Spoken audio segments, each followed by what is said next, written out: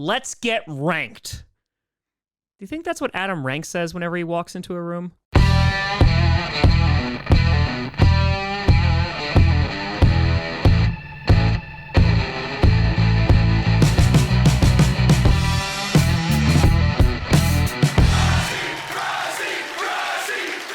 Grossi, Posse, Packer Nation. Welcome to an episode of Podcast, a podcast where you don't have to be a Packers fan, but it sure does help. I'm your host, Tom. I don't put pens in my ear. I don't know what I'm doing. Grossi, and today, got it again, we are going to be ranking the top 10 teams right after the 2024 NFL draft. And listen, we're in it for the long stretch now. We're going to be having some draft content put out. Of course, we're going to do some team reactions to the last season, but we're really not going to get a whole lot of football. We'll have some training camp coming up, but yeah, it's going to be rough for a few months, so buckle in.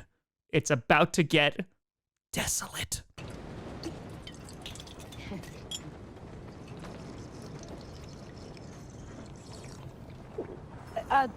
Sorry, sir, I might... So, starting off with number 10, maybe a little bit of a surprise here, but I'm actually going to be rocking with the New Jersey Jets. That's right, I'm putting them at number 10, and the reason I'm putting them at 10 is because on paper, they should be good. Last season, we thought they were going to be really good, but 4 snaps in, we were proven incorrect. Now, taking a look at this season, what they just did in the draft, going after a premium offensive lineman early. I love that pick for them. I know a lot of people thought that Brock Bowers would potentially go to the Jets, but they need to protect Aaron Rodgers. Throw on top of that the fact that Breece Hall going to be back. He'll be more healthy than he was last season. And on top of that, they got some weapons to throw the ball to, and that defense should still be just as good. Yeah, the Jets should be a pretty darn competitive team this year. And I mean, GM Aaron Rodgers has to be very happy with this draft. First off, the fact that they didn't draft a quarterback in the first round. I'm proud of you, you know that. I hope you do. But they did wind up drafting a quarterback named Jordan. So either we're going to get MVP Aaron Rodgers or the Aaron Rodgers that exists every time he goes on a podcast nowadays. But either way, with the Bills in this weird kind of soft rebuild, the Dolphins still trying to figure it out, and the Patriots, while I think will be better, I think this is the best opportunity for the Jets to actually win the division. We'll see if they can put it all together and stay healthy. But for right now, they're at number 10. Then at number 9... this shouldn't cause any fights. You got the Buffalo Bills, still ranked ahead of the Jets, baby. I got you, Bills Mafia. And let's talk about the Buffalo Bills because they had a rough free agency. They saw half their team either get cut or traded, and then on draft night, they had to watch their team trade down with the Kansas City Chiefs. I'm done. Cut the show. I'm done.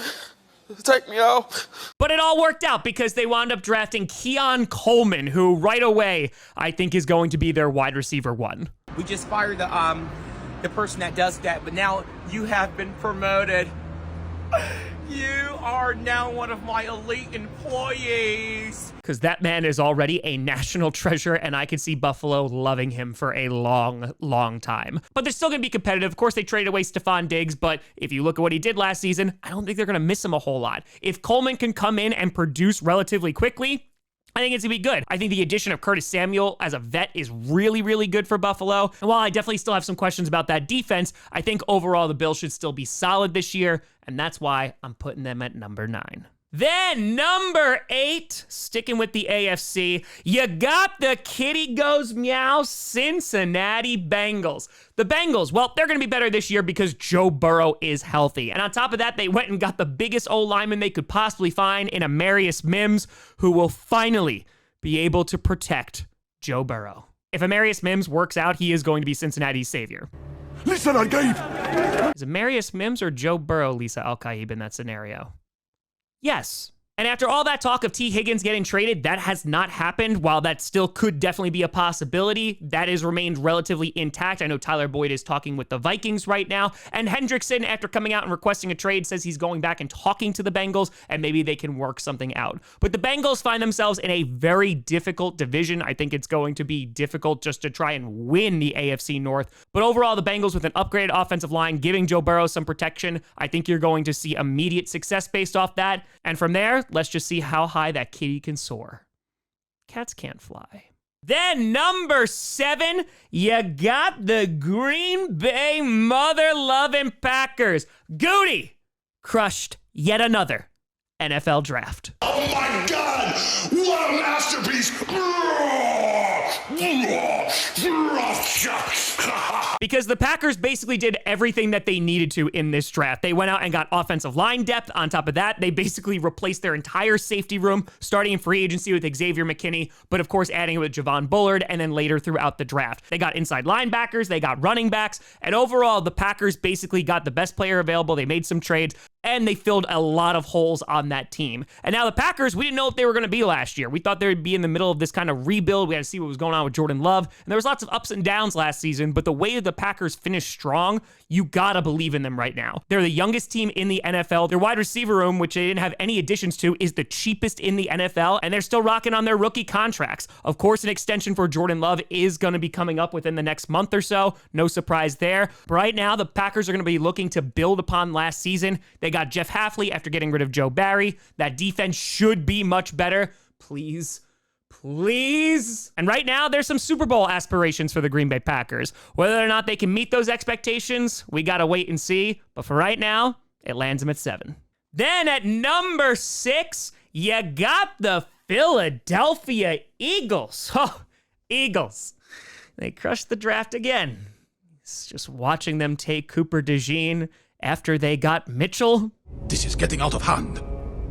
Now there are 2 of them. Ooh, we have a great secondary. Shut up. The Eagles, obviously having a very disappointing season last year. Coordinator problems galore. And this year, just from getting rid of coordinators, I think they're going to be better. Mitchell, I think, was the best corner in the entire draft. Cooper DeJean can play corner or safety. And either way, I think that defense, especially that secondary, is going to be better. And that team as a whole is mostly returning, besides Jason Kelce, of course, who will be sorely missed. But Devontae Smith, A.J. Brown, both getting deals. And I think keeping all of those guys together is what's going to lead to their success. Their division is a little bit weird right now. The Giants and Commanders, they're fighting for their place. The Cowboys definitely will be competitive with them. But right now, the Eagles, who already had a really good roster last year, won't be held down by all these coordinator woes. And because of that, I think they'll be much better this season. Then at number 5, you got the San Francisco 49ers. And I know 49ers fans are going to be upset. Like, oh, we should be higher. Shut up, all right? You should have won the Super Bowl. But you didn't, so now you get to be at number 5. But the 49ers, they're still going to be a damn good football team.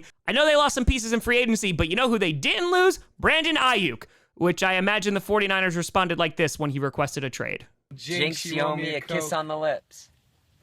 You're not going anywhere, Brandon. Instead, they drafted another wide receiver at the end of the first round with Ricky Pearsall, and I actually really like that pick. That offense, if all those guys stay together with Debo and Ayuk and now Pearsall, should be really, really good because, of course, you also have Christian McCaffrey as well. Their offensive line is still one of the better ones in football, and if Brock Purdy can continue on this trajectory that he's on, they're going to be incredibly competitive. Their division, I think, is going to be a little bit tougher this year. The Cardinals might take a step. The Rams look good, and the Seahawks, at bare minimum, I think are going to be very solid, especially that defense. However, I think there's a few AFC teams that are a bit better, and there's one better NFC team. So because of that, I'm putting the 49ers at 5, and yeah, they'll probably beat us again because life is pain.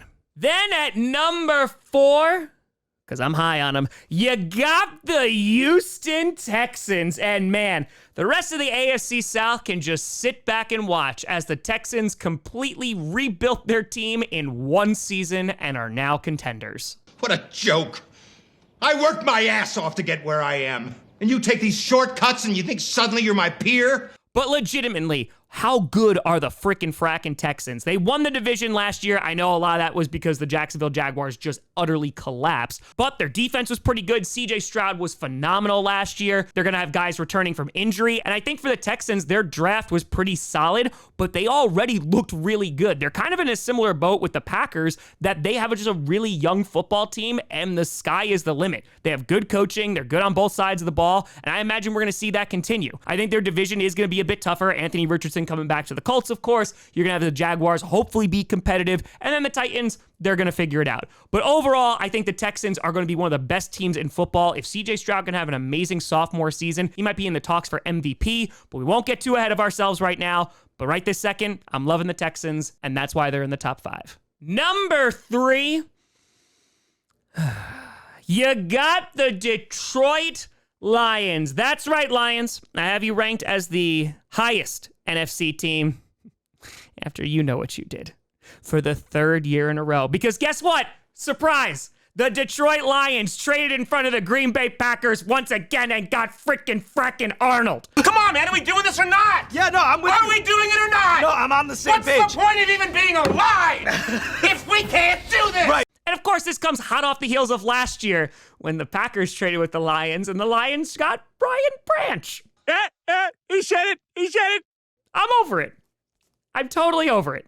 But the Lions really just needed to address secondary, which they did in this draft. I think going and get Arnold is a phenomenal move for them. On top of that, they didn't have a ton of weaknesses. They locked up the Sun God and Penei Sewell into major contracts. The bulk of that team is staying together. And while they did lose CJ Gardner-Johnson in free agency, who I don't think they're going to miss too much, I think they're going to be really damn good. The NFC North should be super duper competitive, and I'm really excited to watch it. But right now, the Lions, they made it all the way to the NFC Championship game. They could have won that game. This is also the first time the Lions are kind of drafting at the end of the draft. And so we'll kind of see if they were able to hit home runs for this current draft class. But even if they don't have guys contributing right away, they're still going to be a really solid football team. And I imagine that they'll be competing with the elite of the NFC. Number 2, you got the Baltimore Ravens. Ooh, the Ravens.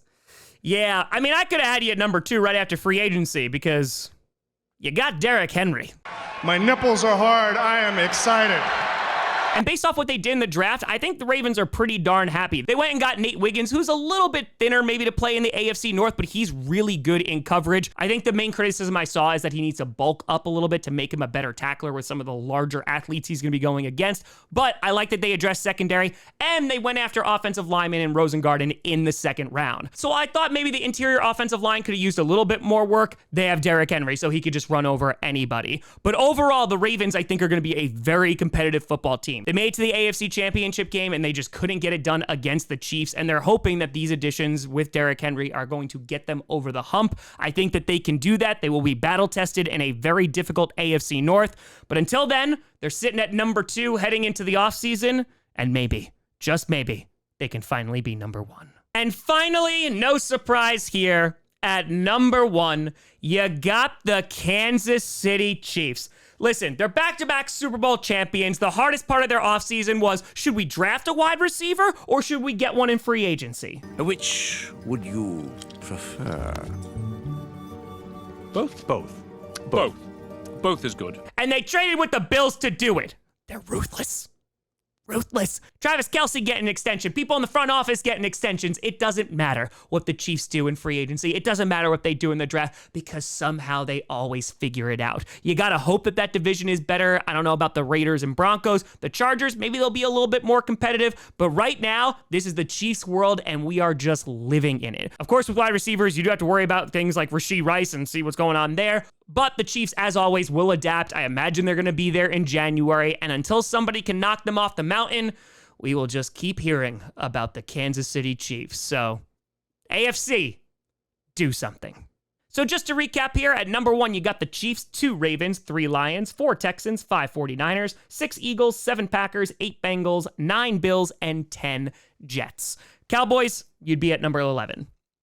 I don't know if that makes you feel better or not. But let me know what you think down in the comments below. You know, I saw me at Tom Grossi Comedy, all social media, see down below. A big shout and thank you to all the patrons and YouTube members for supporting this channel. And thank you so much for watching. I'm Tom Grossi. And as always, go Pack, go.